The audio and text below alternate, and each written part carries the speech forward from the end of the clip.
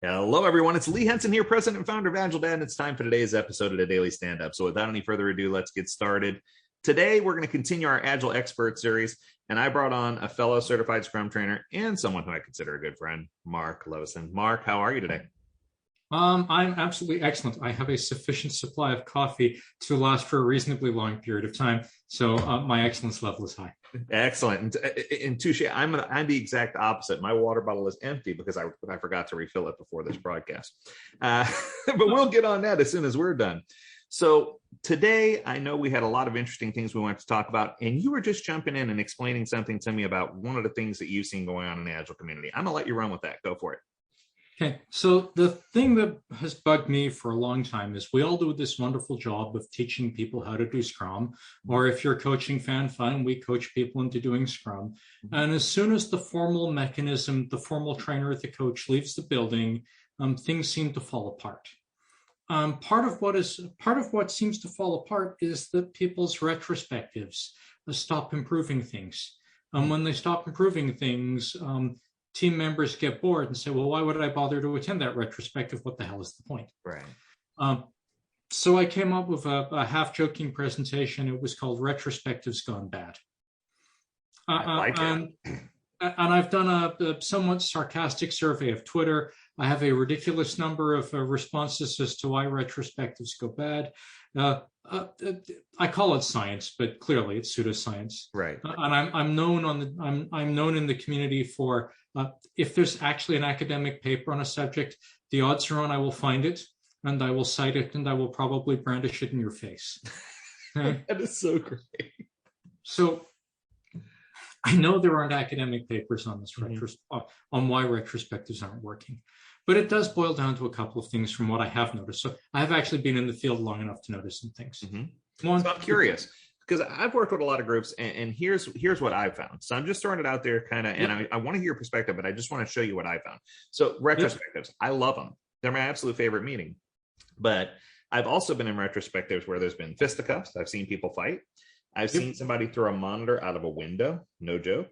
I've seen that was a CRT monitor. I'm aging myself now. But I've seen people, complete silence, crickets chirp. So I don't know if there's a recipe for a purely good retrospective. And I'm sure that's kind of where you're taking it. So tell me more about what you learned in your findings and what direction you think it should be taken. So I don't think there's going to be a recipe. But I think isn't that the Agile way? There is in fact no recipe. Beyond the one that people in workshops complain about. Anytime somebody has a problem as well, what if you asked your team? And so half the time the answer is ask your team. But the pain I've heard, so pain points are around things like it's boring. We do the same 3 silly questions every time. Okay, well, it's funny. If anybody actually digs, those were never actual questions for a retrospective. They're probably bastardized original Daily Stand-Up questions from 20 years ago that even those Ken and Jeff dropped in recent years.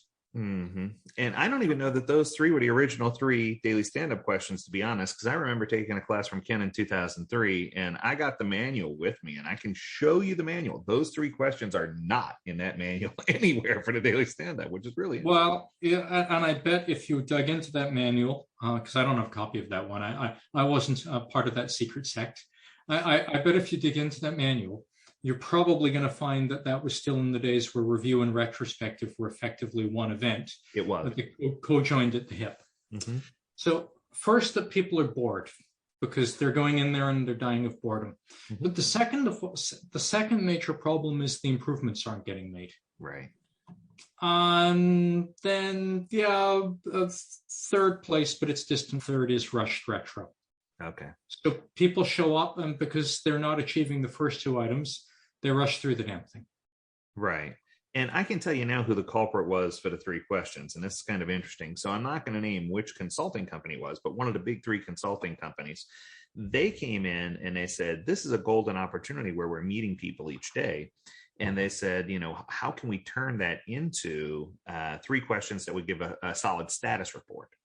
And I feel like the retrospective closely followed that same patterning. What I saw was that as consulting companies wanted to get more information for management out of the retrospective, that they formulated it into the what went well, what didn't go well, and what can we improve, which are garbage questions, by the way, just absolute garbage. And I still feel like, the big thing that you said, and I want to zoom in, because for you, your number 2 that you mentioned is my number 1. It's people just see no value. There's no change. There's no, nothing happens. It's like we go and we always talk about what's the one thing we want to improve. And then you're like, great, I got that jotted down inside of Jira. We're good to go until next time. And nothing changes. And I guess my question for you is this. I know there's no recipe because I grew up in New Orleans and I love to cook gumbo. What I mean by that is when you cook gumbo, there is no recipe. You just get in there and you get it done, right? And it's one of those things where if you do it well, the gumbo is going to taste delicious and everyone's going to enjoy it. But if you do it bad, it's just bad. And I find, a lot of times retrospectives are a lot like gumbo in that sense. So I guess my question for you is, since there's no recipe for doing it perfectly right, what are some things that coaches or trainers or organizations could be looking for as, I don't want to call them symptoms, but as ways that they can improve well, first of all, what's the symptom? And then second, what's something they can do to improve? What are some tips or tricks that you have to help people improve, I guess, is the better question. Well, I guess I'd start with a simple one to start, just vary up the style. In workshops, I give people a minimum of 2. And the point isn't that these 2 are enough. The point is, if you know there are 2, you'll figure out that there are more. Right. If you've only seen 1, you might think, well, that was the style. The freebie pointer that I'm sure you'll throw in the notes afterwards is everybody should go visit a website called the Retromat. And the Retromat's a joy because every time you visit the website, it comes up with a different arrangement for a different list of activities that you might consider. Oh, see, I love that. I am so burnt out on, and I can tell you now, I've gone to lots of companies where I said, oh, we had a trainer come in and they taught us the sailboat game and we're going to do sailboat game every single time. I'm like, you're driving me crazy. Or we're going to do, in the book, Project Retrospectives with Diana Larson and Esther Derby, they give a list of 8 questions. They said, we vary up and we don't do the 3 questions. We just select ones from those 8. And I'm like, it's a great book. And it's a good, way to shake things up a little bit. But there needs to be more. I've seen the 4 quadrants with the happy face, the sad face, the light bulb, and the flowers. I've seen lots of different ways to do this, but I think you're right. I think, Mark, that people just don't want to think outside of the box. And I think part of that has to do with their resistance to change. Time. Some people don't know that they need to put in the time to be a good Scrum Master. I've facilitated enough retros. I estimate, roughly speaking, that I'm going to sink as much time into prepping the retro as I will into facilitating. Good point. And if I'm rusty, more. Yeah. And I'll often say this, and I think this plays well into what you just now said. In my workshops and my sessions, I always teach that, I try to give a comparison so that people can see a one-to-one comparison, maybe with a different job or a different role, so that they can kind of get their head around it. And oftentimes I compare a Scrum Master to a doctor.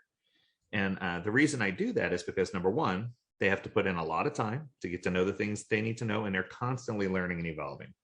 2, they have to listen to symptoms, because they hear symptoms all day long of things nobody's going to come to you with the problem. Everybody's going to come to you with the symptoms. You have to diagnose those symptoms and figure out what the problem is. And then 3, once you figure out what the problem is, you kind of need to know what prescription to write and give it to them, because it's more important to educate people to get in a position to solve some of their own issues than it is to always go and solve the problem for them.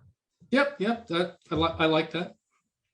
I might even use that as a segue. So I think varying the retrospective style brings up the level of engagement, but only like a half point.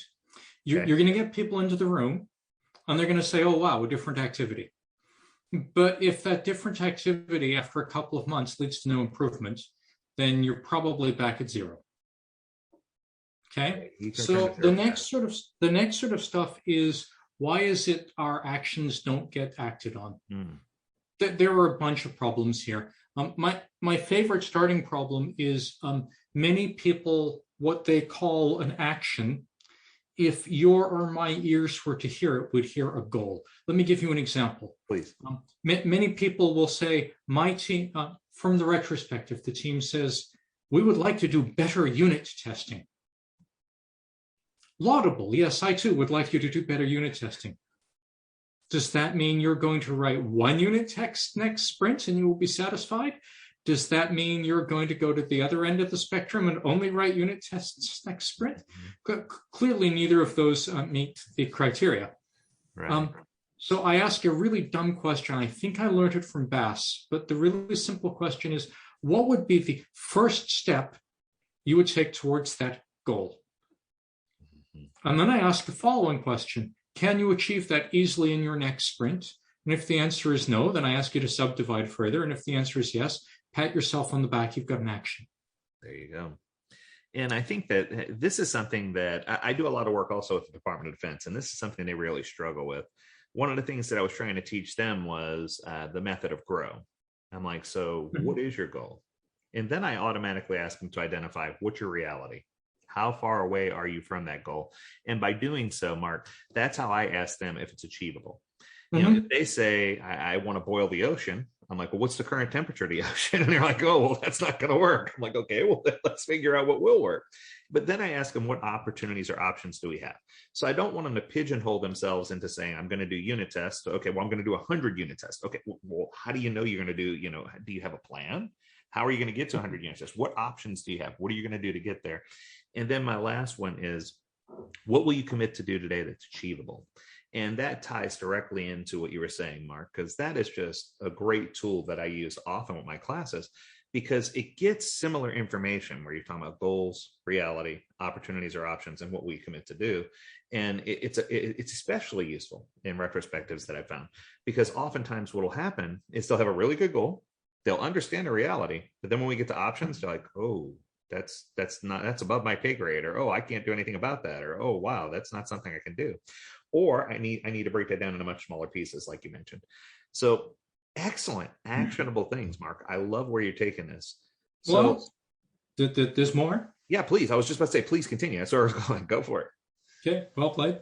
So the next challenge I see is too often you take those action items and then they don't get acted on, which is almost as bad as if they were still not made concrete. So two or three simple tricks. Sprint planning, they show up in sprint planning. And I ask people to consider them first, because psychologically, the first thing you consider, you say that's a priority. Right. Whereas if you put it at the end, you say, oh, we don't really have time for the improvement now. Mm-hmm. Put it at the beginning, your brain mentally decrements it. But Mark, how many story points do I put on that? If I put it at the beginning, sorry, I had to. No, but random number generator. But I always tell people, I'm like, you're spot on, though. I often tell people, if it's not important enough to put at the very top of your sprint backlog for the next sprint, then you didn't get a good goal. Let's try it. I have another advantage over you. Being a Canadian and dealing with a Canadian audience, I can say the following framing, and Canadians get it, and we don't have a revolution. Folks, it's a tax. Improvement is a tax. And as Canadians, we can afford to pay a 10% tax on our time to get better every sprint. And I live in Florida currently, where there's no tax. So if I said, oh, it's a tax, people would be like, what? There'd be a revolution down your way. Your head would explode. I totally understand. You're going to need a better metaphor. Just give them a story point so that they can be happy about it. And that's what I do. I'm like, just put a point on there. I don't care if you put 1, 2, 3, just let's keep it low. That's fine. Just throw some points on there, take some credit, and call it good. So related to that, so good, they got it in sprint planning. Since sprint planning is supposed to spawn a sprint backlog, therefore I want it in the sprint backlog, and preferably at the top. Yes. And the next question that people come up with for me is, how do I do that in Jira? And I'm so sorry. I have a name for Jira, and we use it very clearly in our workshop. Did you say Voldemort? Oh. Sorry, I must admit I don't specialize in doing things inside Voldemort. So I'm fairly sure that one can find a mechanism, if you play long enough with the configuration, to allow you to put something not named a ticket at the top of the sprint backlog. Yeah, sometimes justification and reality augmented is not always the best option.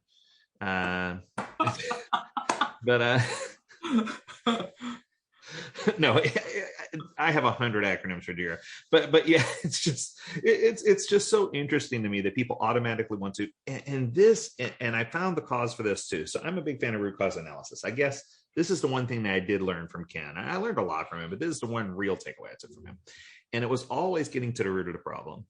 And the thing that the thing that we discovered here with Jira or with any other tool, pick your poison, version 1, Rally, go down the list, any of them, right? Just pick a tool.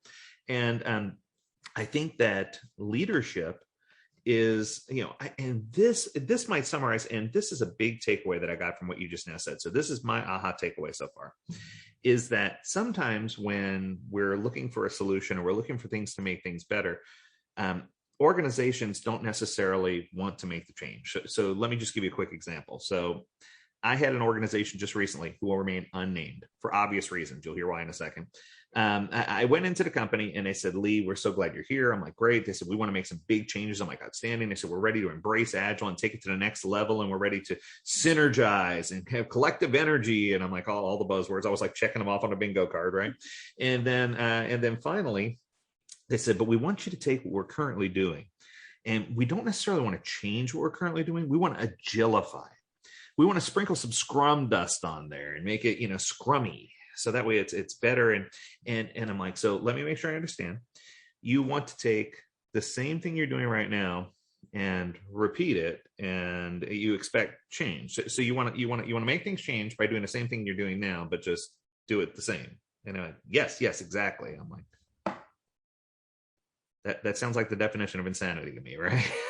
I'm like, you can't do that. But it's interesting because retrospectives tends to be a place where it's supposed to be the most safe place, but oftentimes it's a place where leadership will lean on that to glean information about the health of a project.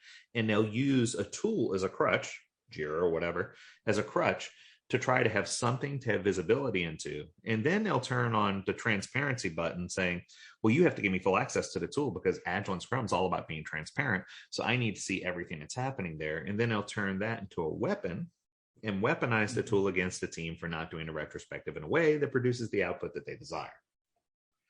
I've seen that.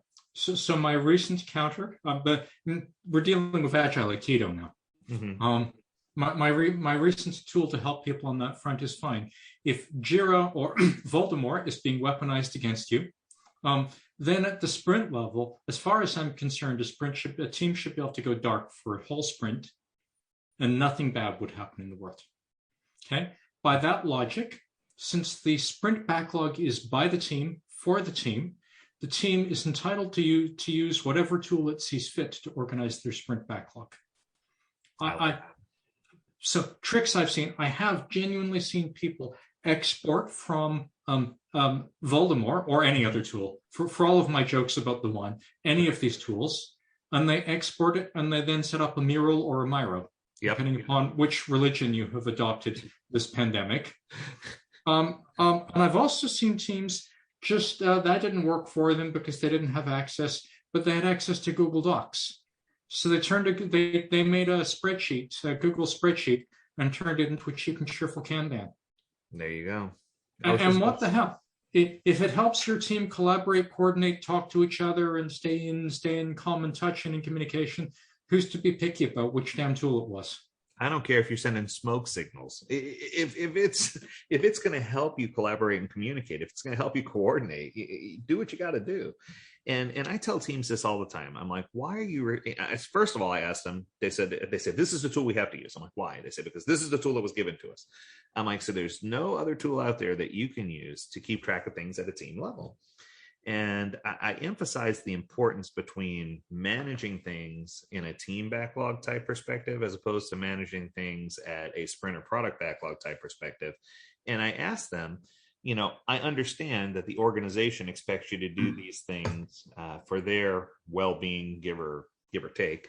But what can you do as a team to ratchet it up to the next level? What can you do to turn things up?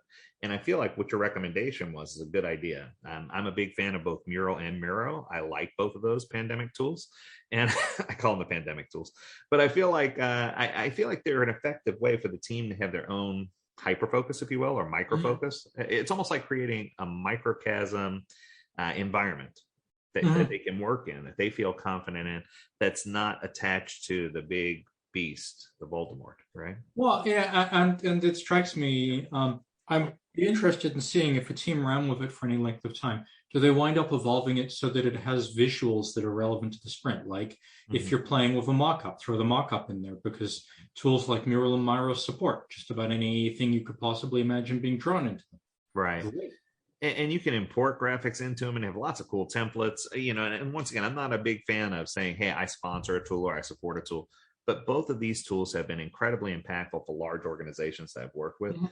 for the exact reason you just now gave. It starts as a simple, almost like a simple Kanban board or a simple Excel sheet, if you will, but then it quickly changes from a table view into a broader view and into a visual and it morphs into this bigger picture that allows the team to better manage and govern their work in a way that's consumable to them.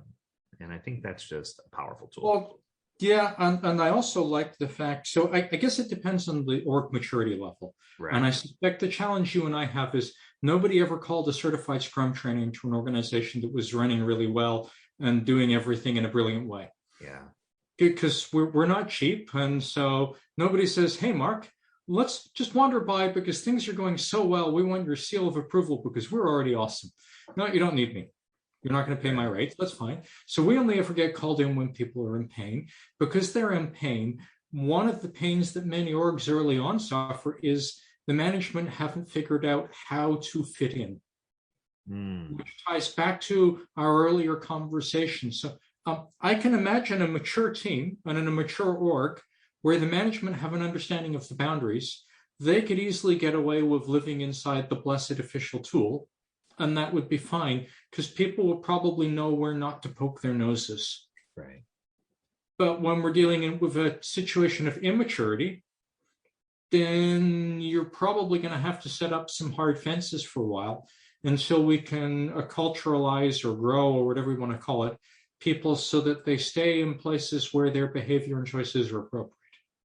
So, Mark, I know you probably have some of these ideas published somewhere. So, my question for you is if any of my listeners want to get ideas from you, or they want to reach out to you, or they want to see some of these different things that you have in action, I know you mentioned one website, but is there any place else that you feel, or any place that you want to send people who are listening or Well, watching this episode? Where can they go sure. to learn more? So two things. So there's an ebook. So the Okay. retrospect. So I wrote an retrospectives ebook. We'll shoot you a link after the conversation. Awesome. I'll make sure it's in the comments. Okay. And two, surprise, surprise, I have a website. I'm called Agile Pain Relief Consulting. And if it helps people, I even have a somewhat cheesy series of stories I've written. That I have a Scrum Master named Steve, and Steve has been thrown under every Agile bus you can imagine. And so basically everything that can go wrong in one team has gone wrong on Steve's team. And it's a place to laugh and cry.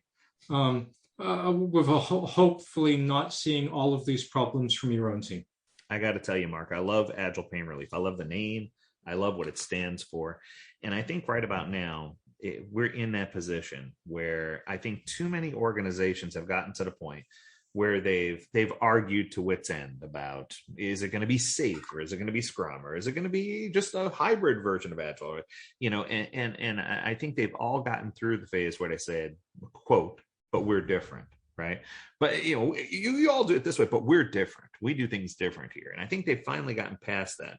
So I think Agile Pain Relief, to me, when I hear you say that, is almost like, and I'm sure you've had the name forever, but it's almost so suitable for now, because I feel like right now people are looking for something just to take the edge off of what's happening in their Agile implementations. If so, I'm lucky. I made the name choice 13 years ago. I started something called an Agile partnership. It failed. Good people, but we were too early on the Agile wave to figure out how to catch it together, at least in Ottawa. Right. Like government town, we're always, a year or two behind the private sector. Right. I needed a business name. I needed it fast. Agile Pain Relief, that was 13 years ago, and it still works. It works better today, I would argue, than it did then. Because I think 13 years ago, not so many people were, maybe it was help me make an agile choice would have been a better name for a company 13 years ago. But today, Agile Pain Relief fits the bill. And I guess what I'm trying to say is I have a lot of loyal listeners. We have tens of thousands, hundreds of thousands of subscribers at this point. We just passed the 100,000 mark. Cool. So there's lots of people listening. But with that being said, it's incredible, because I think what people are looking for right now is they're not looking for the Agile, and I'm going to go here for a minute. They're not necessarily looking for the Agile vaccine that cures everything. They're just looking for something that's going to give them a little bit of relief based on the things that they're stressed about. And whether it's retrospectives, or whether it's sprints, or whether it's just finding a solid Agile coach and how to sift through the hundreds of imposters out there to find somebody who's going to give you the real deal. I think that, Agile Pain Relief would be a great place for you to visit to find out and learn more about what's going on with Mark, what's going on with this company. And, I can't tell you how much I appreciate it, but I always end on one note. I always ask a last question, a final question. So this is my final question for you, Mark. The question is, if I gave you, and this is the same question I ask everyone, who comes on for this episode, if I gave you what I call the thrift store magic lamp. Now, let me explain. It's not a regular genie lamp where you rub it and get 3 wishes. It's a thrift store version or a dollar store version. You rub it and you only get 1 wish. So if I gave you the power to rub that genie lamp and you could make one change in the Agile community to help make the world a better place, to help uplift people, to help make Agile better, if you had the ability to make one change without any retribution whatsoever, what one change would you, what trigger would you put? What lever would you flip? What would you do to make one change? What would that one change be? Empathy and kindness. I'd like a whole lot more of that. I love that took you all of a half a millisecond to come up with, because it speaks volumes about the kind of person you are. And I knew that prior to this call, but I'm sorry, I get water easy, but it's true. And I think, I learned this from Richard Branson a long time ago, when we were working on the Virgin Galactic project in the early days. And what he was saying is just that there's so many people out there with talents and gifts, and they're good at doing things. And we spend so much time trying to break down and tear down and identify all the things they're doing wrong, that we don't spend enough time uplifting people and celebrating their success. And I think that if we just filled the world with empathy and kindness and look for those talents and traits that people have, that the world would be a better place. And Mark, you nailed it. So thank you. Mark, it's been a pleasure. I know your time's valuable. So I'm going to let you scoot out. If any of you have questions about this topic or any others, feel free to visit me at Agile Dad. Shoot me over an email. I'm going to make sure we drop Mark's contact information in there. Visit Agile Pain Relief. They got lots of good stuff out there that I'm sure you can dig into. And as always, if you have something you want to cover on the Daily Stand Up Podcast, let us know. Learn more at agiledad.com. We'd love to hear from you. And stay well, stay healthy, and stay agile, my friends. Thanks again, Mark. Until next time, we'll talk soon. Take care.